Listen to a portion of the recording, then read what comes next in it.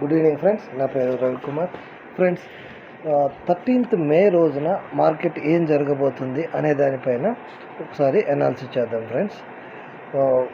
మనం ఇక్కడ చూసినట్లయితే కనుక ఫుల్గా కూడా లాస్ట్ వీక్ అంతా కూడా డౌన్ సైడ్ అనేది మార్కెట్ నడిచింది.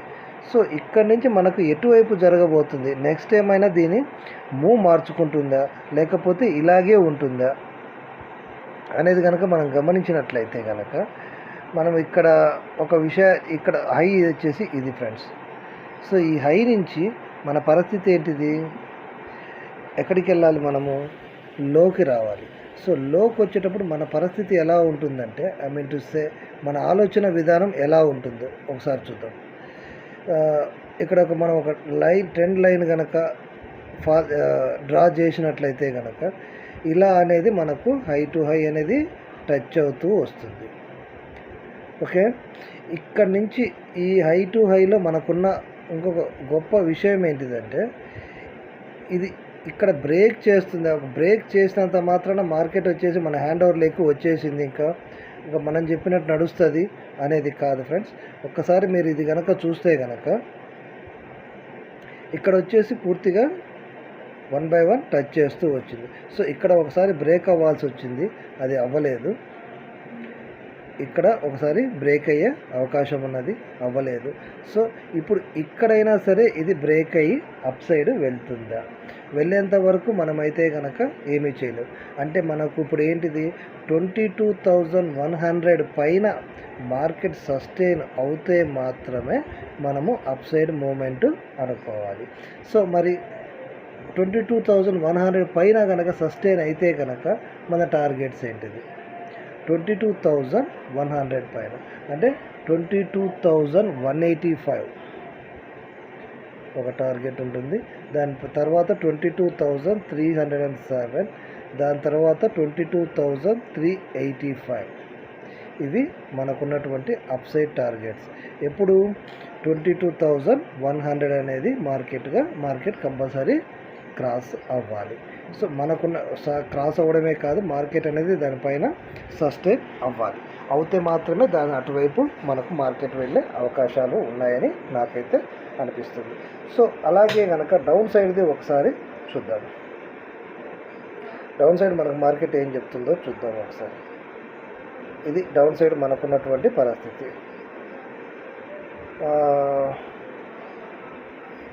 ఇలా చూస్తే మాత్రం ఇంకా డౌన్ సైడ్ వచ్చే అవకాశాలు అయితే మనకు మార్కెట్లో కనిపిస్తున్నాయి.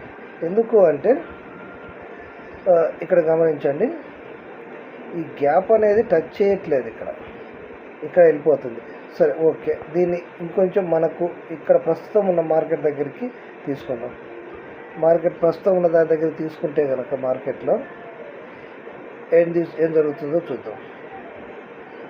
ఈ రేంజ్లో అనేది మనకు మార్కెట్ నడుస్తుంది. ఎందుకంటే ఈ లెవెల్ చూసుకోవాలి మనం. సో ఈ లెవెల్ చూసుకుంటే కనుక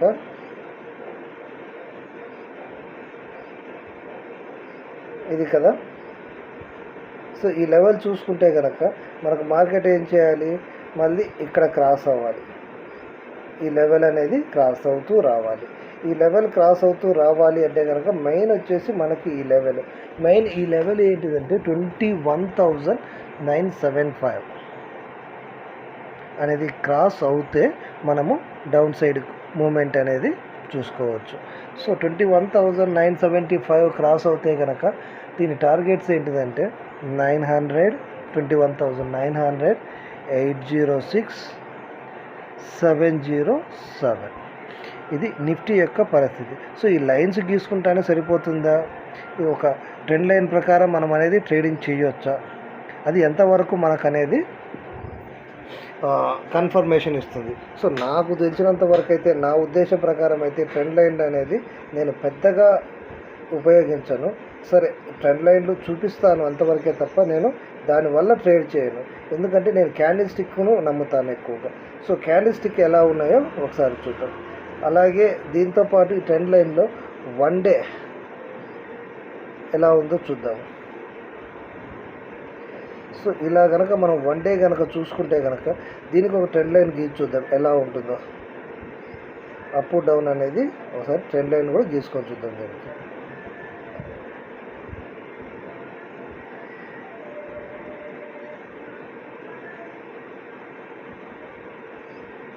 సో ఈ లైన్ అనేది పక్కాగా మ్యాచ్ అయిపోతుంది డౌన్ సైడ్. సో ఇక్కడ నుంచి డే ప్రకారం అయితే కనుక మార్కెట్ అనేది అప్ సైడ్ వెళ్ళాలి, ఇక్కడ ఇంకా అప్ సైడ్ అనేది వెళ్ళాలి. సో ఇది క్రాస్ అవ్వడం అనేది చాలా, ఇది బ్రేక్ చేస్తే కనుక డౌన్ సైడ్కి ఎక్కువగా మూమెంట్ అవకాశాలు ఉన్నాయి.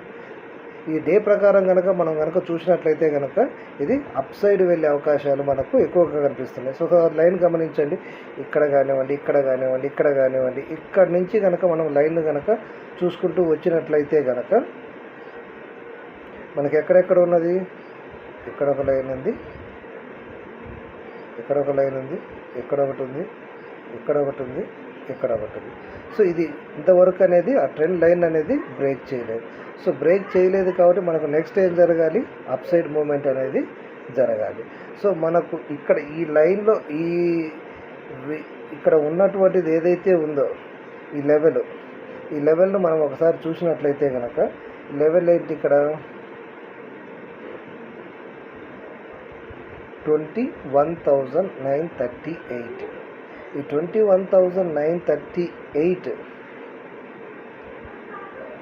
అనేది మార్కెట్ డౌన్ సైడ్కు రావాలి. సో ఈ డౌన్ సైడ్కు వస్తే మాత్రమే మనం అక్కడే మాట 21,975. సో 975 దాటి వచ్చినా కూడా మనకు అనేది ఈ లైన్ పైన మార్కెట్ ట్రెండ్ అవుతూ వెళ్ళాలి. సో ఇలా వెళ్తుందా లేకపోతే ఇలా ఇక్కడిక్కడే కొంచెంసేపు ఉండేసి తర్వాత పైకి తీసుకుంటుందా అనేది చెప్పలేము. కానీ టోటల్ ఓవరాల్గా మార్కెట్ మనం డే క్యాండిల్లో కనుక చూసినట్లయితే కనుక ఇక్కడ నుంచి అప్ సైడ్ అనేది తీసుకోవాలి మార్కెట్. సో మనం ఇంట్రాడే చేసేటప్పుడు మాత్రం ఈ లైన్ని బేస్ చేసుకొని అది టచ్ అయ్యి కిందికి వస్తుందా లేదా అనేది ఒకసారి అబ్జర్వ్ చేసుకుంటే కనుక బాగుంటుంది. ఎందుకు డౌన్ సైడ్ మాత్రమే గీసానంటే అప్ సైడ్ అనేది మనకు మార్కెట్ ఇప్పుడు మూమెంట్లో లేదు. మనకి ఎటు సైడ్ అయితే మూమెంట్లో ఉందో మార్కెట్ అటు సైడ్ చూసుకోవడం అనేది మంచిది.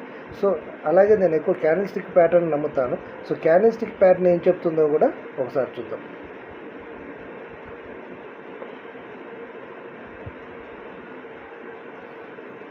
ఇక్కడ కనుక మనం ఇది 15 minutesలో ఇంతకుముందు లైన్ గీసి చూపించాను కదా, ఆ లైన్ ప్రకారంగా నా ఉద్దేశం మార్కెట్ అనేది ఇక్కడ వరకు డౌన్ ట్రెండ్లో ఏర్పడింది, డౌన్ ట్రెండ్లో వచ్చేసింది మార్కెట్. అంటే ఇక్కడ చూడండి ఒకసారి,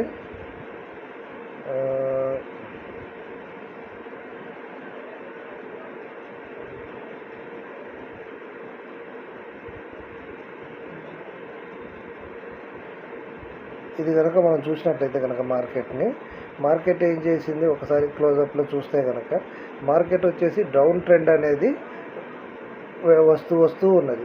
ఈ డౌన్ ట్రెండ్లో నుంచి మనకు మార్కెట్ ఏం చెప్తుందో ఒకసారి చూద్దాం. సో ఈ డౌన్ ట్రెండ్ కనుక మనకు ఈ లైన్ వదిలేసేయండి, ఇంకో లైన్ తీసుకుందాము, రావట్లేదు అది. ఈ డౌన్ ట్రెండ్లో నుంచి కనుక మనకు అప్ సైడ్కి మారుతుందా మారదా, ఇది డౌన్ ట్రెండ్ లైన్ కదా, మనం ఇంతకుముందు గీసి చూసుకున్నాం ఈ లైన్ని. ఇలా అనేది మనము డౌన్ ట్రెండ్ లైన్ని గీసుకొని చూసుకోవడం అయితే జరిగింది. సో ఈ లైన్ ఏం చేస్తుంది అనేది ఒక ఇంపార్టెంట్ ఉంది మనకు. సో దీంతో పాటు ఏంటిదంటే మీరు కనుక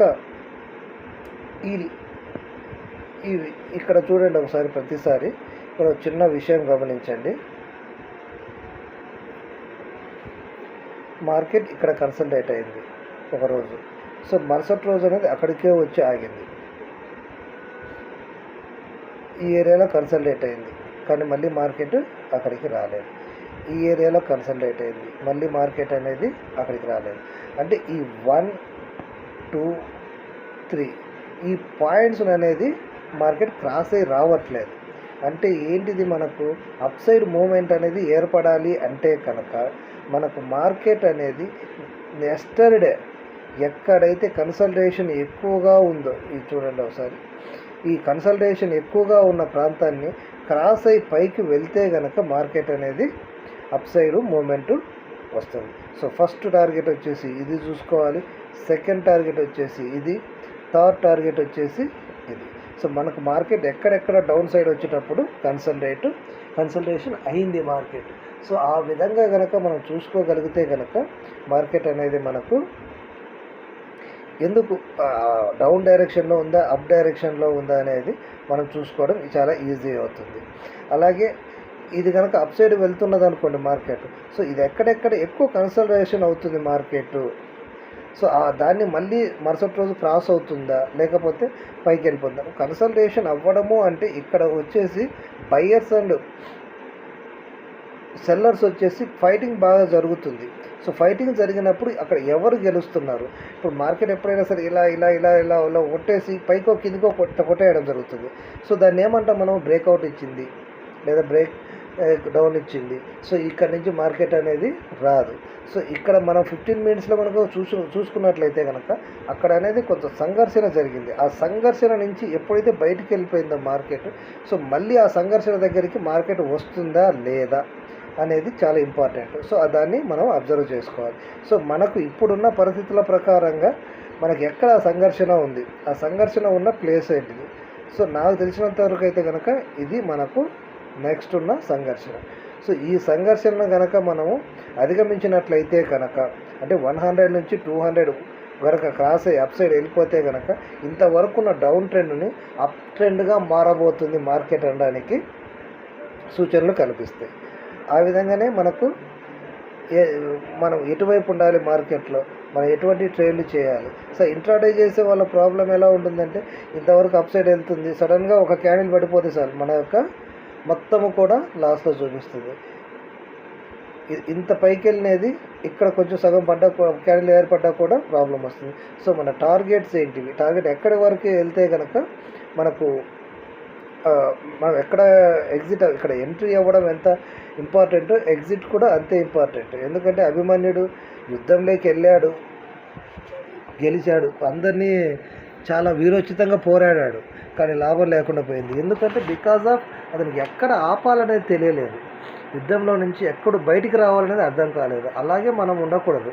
ఎందుకంటే మనకున్న దాని ప్రకారంగా మనం ఏం చేయాలంటే ఎప్పుడు బయటికి రావాలి, మార్కెట్లో మనం ఎంతసేపు ఉండాలి, మార్కెట్లో వెళ్ళడం ఎంత ఇంపార్టెంటో బయటికి రావడం అంతకంటే పెద్ద ఇంపార్టెంట్.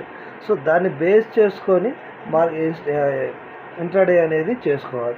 ఎందుకంటే నేను ఎక్కువ ఇంట్రాడే చేస్తుంటాను, అందుకోసం అని చెప్పేసి ఇంట్రాడే మీద చెప్తున్నాను. సో ఇది బేసిక్. ఈ బేసిక్ తర్వాత ప్రతి ఒక్క బేసిక్ని, సో నేను ఇంకా క్యాండిల్స్టిక్ ప్యాటర్న్ అంటే కనుక క్యాండిల్స్టిక్ ప్యాటర్న్లో మీరు కనుక 1 అవర్ క్యాండిల్లో ఒకసారి చూసినట్లయితే కనుక ఈ 1 అవర్ క్యాండిల్ చూడండి ఒకసారి ఏం చెప్తుందో. ఈ 1 అవర్ క్యాండిల్లో ఈ పోర్షన్ ఏదైతే ఉందో ఎప్పుడైతే డౌన్ సైడ్ ఇలా డౌన్ సైడ్ వచ్చేసి అప్ సైడ్ మూమెంట్ అనేది తీసుకుంటుంది. సో ఈ అప్ సైడ్ మూమెంట్ తీసుకోవడం అనేది ఎంతవరకు, ఈ రెండు క్యాండిల్స్టిక్ ప్యాటర్న్కి సంబంధించి కొన్ని చెప్తూ ఉంటారు, ఇలా పడితే ఇలా ఏర్పడుతుంది, ఇలా పడితే ఇలా అప్ సైడ్ వెళ్తుంది లేదా డౌన్ సైడ్ వెళ్తుంది అనేది. సో ఇదైతే నేను చాలా వరకు నమ్ముతాను. ఏ క్యాండిల్ ఎప్పుడు ఎలా ఫామ్ అవుతే కనుక అది అప్ సైడ్ మూమెంట్ తీసుకుంటుంది, ఏ క్యాండిల్ ఎప్పుడు ఫామ్ అయితే కనుక డౌన్ సైడ్ తీసుకుంటుంది అనేది. సో ఈ విధంగా చూసినట్లయితే కనుక మనకు ఇక్కడ ఒక అప్ సైడ్ సిగ్నల్ కనిపిస్తుంది, ఈ ఏరియాలో ఒక అప్ సైడ్ సిగ్నల్ కనిపిస్తుంది. సో దాన్ని 1 డే అనేది టోటల్ 1 అవర్ అనేది టోటల్ డే మీద పోతుంది. అలా కాకుండా నేనేం చేస్తాను అంటే 15 మినిట్స్ దానికి ఎక్కువ ప్రిఫరెన్స్ ఇస్తాను.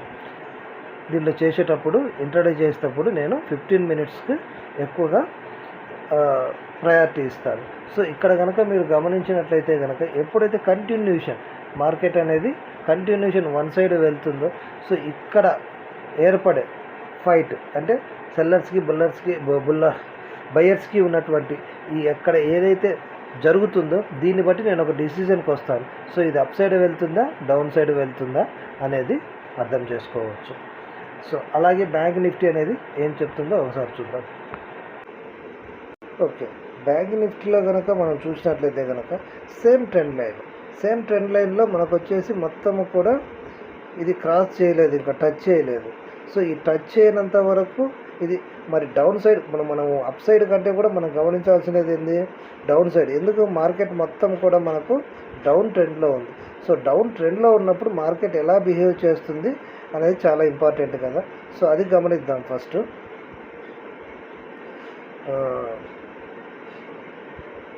డౌన్ ట్రెండ్లో కనుక గమనించినట్లయితే కనుక మనకు మార్కెట్ ఈ రేంజ్లో నడుస్తుంది. మనకు మార్కెట్ ఇక్కడ నుంచి ఆల్మోస్ట్ ఆల్ ఇలా అనేది నడుస్తుంది మార్కెట్. సో ఇక్కడ నుంచి కనుక మనకు డౌన్ ట్రెండ్లో కనుక ఇది ఫాలో అప్ అయిపోయి అలాగే ఉంటే కనుక మన నెక్స్ట్ టార్గెట్ ఏంటిది, ఇది మనకు క్రాస్ అవ్వాలి. ఈ పాయింట్ అంటే ఇక్కడ ఏవైతే నెక్స్ట్ టార్గెట్స్ ఇక్కడికి వస్తాయో ఇక్కడ క్రాస్ అవ్వాలి.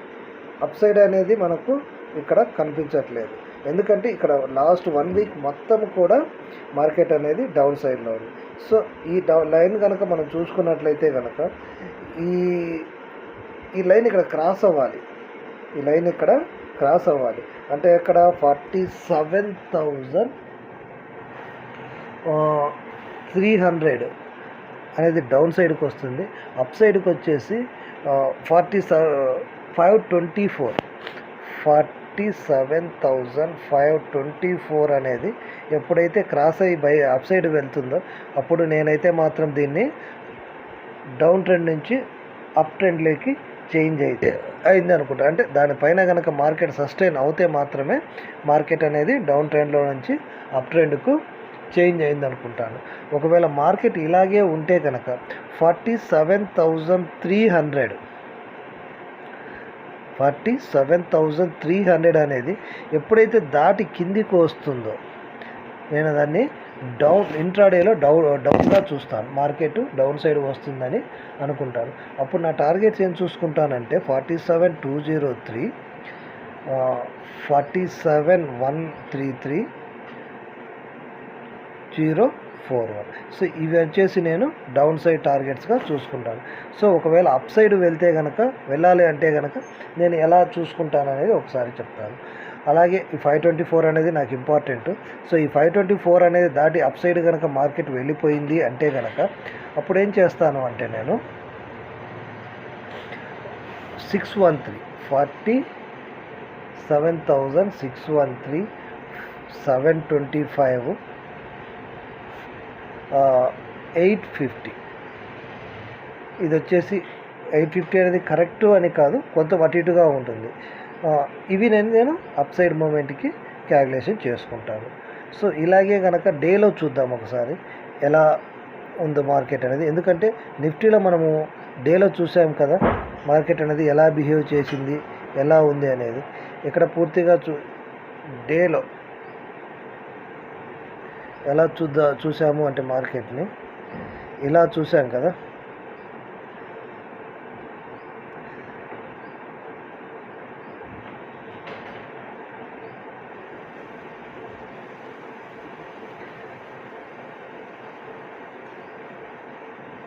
మనకు డే ప్రకారంగా ఉన్నటువంటి విషయాలు ఏంటిదంటే మార్కెట్ని డౌన్ సైడ్లో ఉన్నప్పుడు ఇలా చూసాము.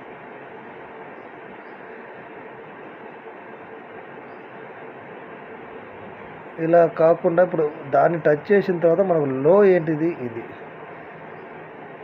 ఇక్కడ పాయింట్ కనుక మీరు చూసినట్లయితే కనుక 2 పాయింట్స్ లో టు లోను కనుక టచ్ చేసినట్టు చూస్తే కనుక మనకు పాయింట్స్ ఎక్కడెక్కడో ఉన్నాయి. ఎక్కడో పాయింట్ టచ్ అవుతుంది, ఇక్కడో పాయింట్ వచ్చింది, ఇక్కడ ఎక్కడో కూడా పాయింట్ టచ్ అవ్వలేదు, కానీ నియర్గా వచ్చి వెళ్తూ ఉన్నాయి.